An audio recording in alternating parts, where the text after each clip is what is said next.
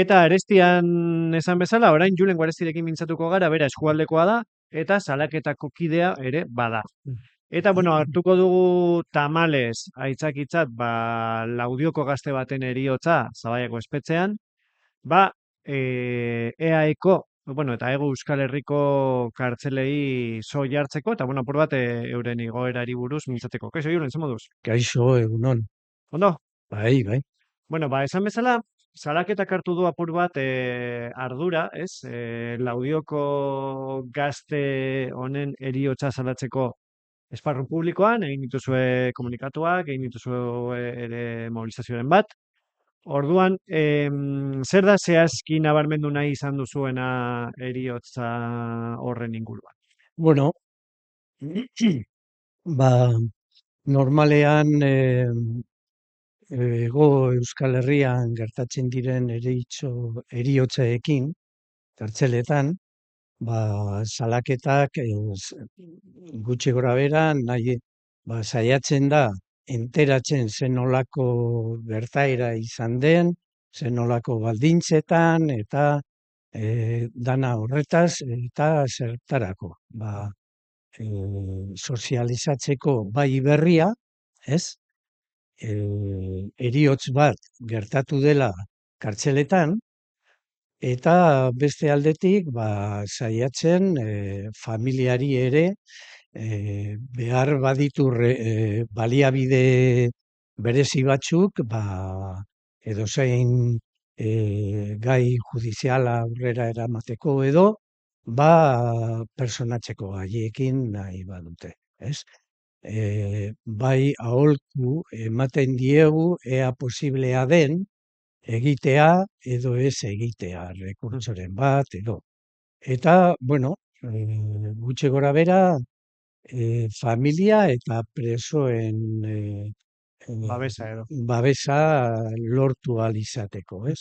Eta gero sozializatzeko ere, ze presoak, eta kasu honetan bebai, guztiekin bezala, badaude zaintzapean eta hori instituzio publikoen zaintzapeetan, ez?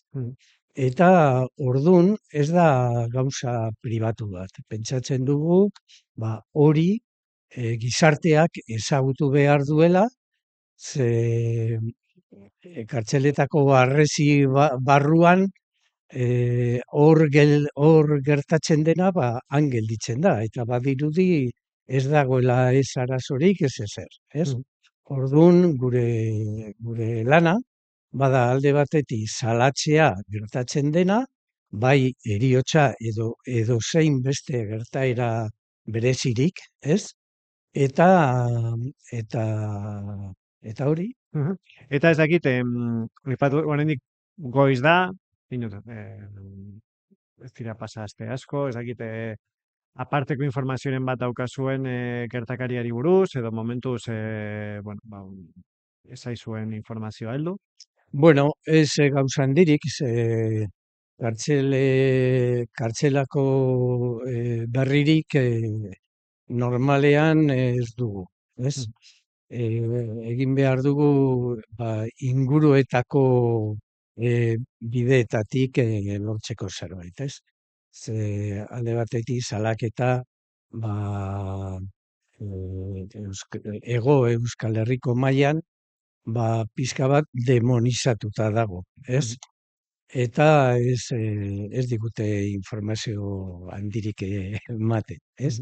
Baina, bueno, bai hango kideekin, presoak dauden kideekin, edo familiarekin, edo lagunekin, edo lortzen dugu informazio pixka bat, ez? Eta hori salatu behar dugu ere, dagoen isiltasuna eta hori parentesis artean zerbait gertatzen dela hor kartzeletan, ez? Eta hori da, gauza handirik Momentuz ez dakizu. ez dakigu. Dena den, gertatutakoa zuek komunikatutan eta lotu duzue espetxean bizi den egoera orokor bati, ezta? Bai. Ze espetxean mm, gaur egun lehen beste arazoak zeuden, baina gaur egun ia ehuneko 70 badago hor osasun mental eza, ez? Eta eta droga menpekotasunen Ondorioz. ondorioz, ez? Eta elkartzen direnean biak, ez, pertsona batean, ba oso gogorra da, ez? Hori deitzen da patologia duala, ez? Mhm. Eta kartzelan dauden pertsona asko, badaude horrekin, ez? Eta pertsona horiek ez dira gehiengoak, ez da kartzelan egon behar. Egon behar da, instituzio psikiatriko, mediko edo halako instituzioetan, ba, Bueno, baiten bermatuko dutena, hori, drogak ez dituzula izango eskura, eta bar, ez? hori da, bai. Eta kartzela ez dago libre, ez? Drogen libre ez dago, ez? Kartzeletatik bai droga legalak eta ilegalak, ez? Badaude, botikak, kartzelan botika pilo bat erabiltzen da. Horrela, alde batetik apaltasuna lortzen dute, ere, eta arazorik edo errebeldia pizka bat egotea edo, lortzen dute kendu, apaldu edo bai. Ordun oso badaude modulu ezberdinak ere, kasu honetan zegoen 3. moduluan, ez? Hemengo Laudiokoa eta Hirugarren modula, oker ez banabila, modulo gatazkatsua, nolabait esateko. bai, bai. Gero badaude ere módulos de respeto eta lako ezberdintasun batzuekin, ez? Eta hori, ordun kartzelako hori bergizarteratzearena eta hori bada mirakulu bat, ez? Normalean han sartzen dena, bai sartzen da txarto, eta ondo sartzen bada, gaiztotzen da, han, ez? Eta egoera txarra da, bai. Eta berez, zu duela zenbat sartu zinen salaketan eo? Noiz, Bai, noiz hasi zinen apur bat elkartean bueno, lanean edo? ni orain dela urte batzuk, ez dakit 15 edo, pizka bat gehiago, hasi nintzen, bueno, lan egiten nuen bitartean, hasi nintzen ikastean zuzenbidea, atera nuen, ez?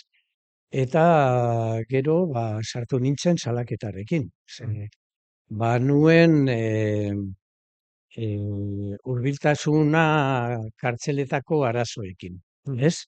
Bai nigaitik, ni ere egon nintzela, eta bai anaia eta inguruko jendea, herriko jendea, eta bueno, arazo hori beti hurbil tokatu zait. Eta, bueno, emozionalki ere, gustokoa dut horrelako laguntza eskaintzea. Eta, bai, horregaitik.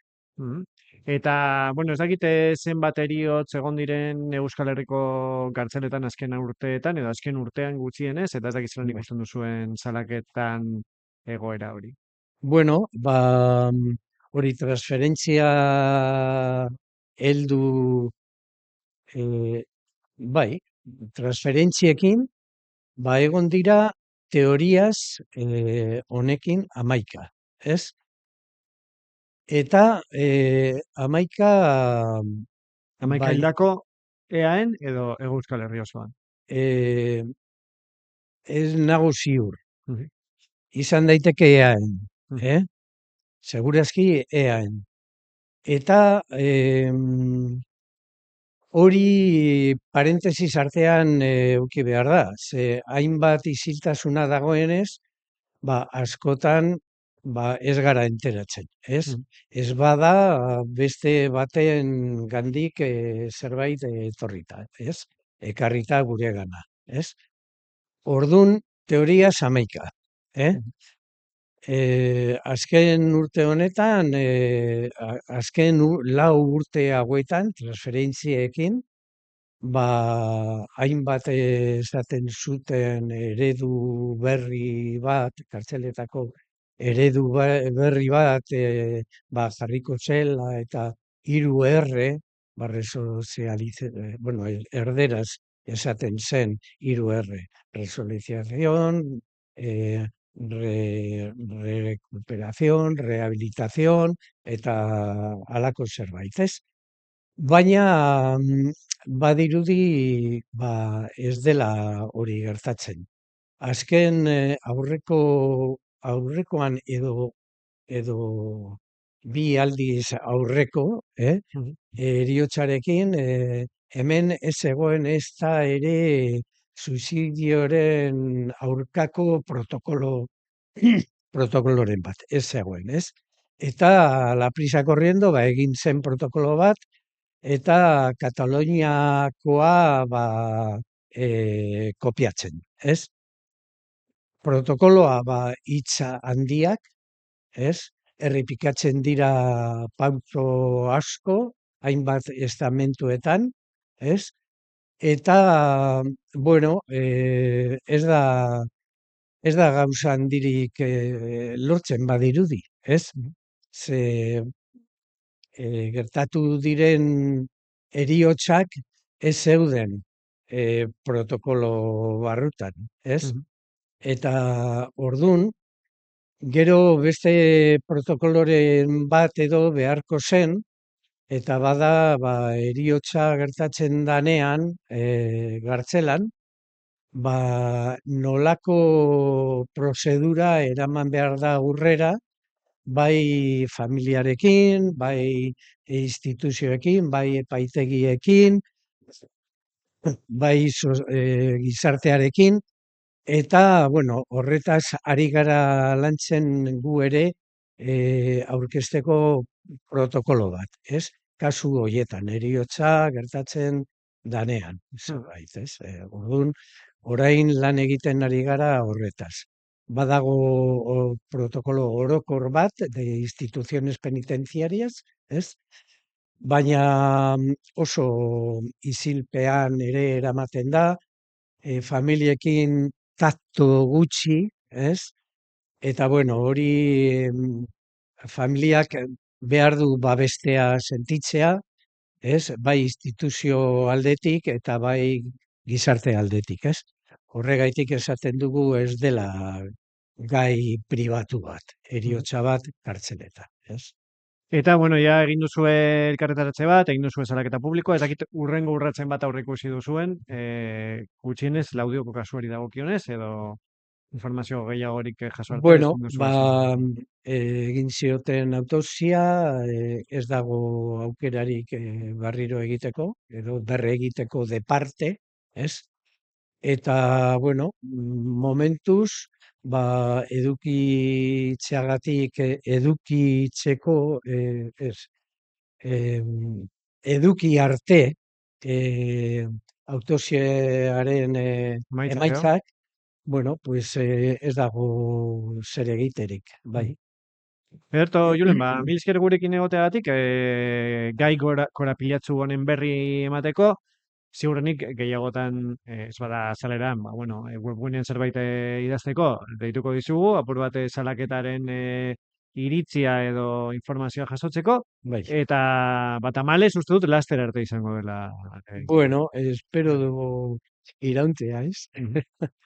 Eta, bueno, gai korapilatsu honekin amaitzen dugu gaurko saioa, hala ere gogoratu, baditugula beste esparru argitsuagoak ere, besteak beste, aiarako jaiak, eta asteburuan egingo diren beste hainbat kontu, besteak beste, urduñan egingo den agroekologia azoka, eta urrengo asterako utziko dugu saio honen urrengo edizioa, eta urren arte, zaindu, eta asteburuan alba duzue, gozatu, eta ondo pasa.